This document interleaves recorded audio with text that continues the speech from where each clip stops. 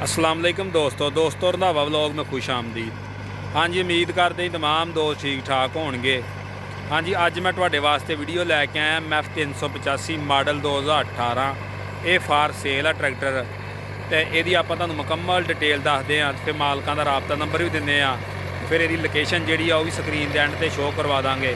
मालकां दा राबता नंबर भी जिहड़ा वीडियो के एंड ते तुहानूं मिल जाएगा।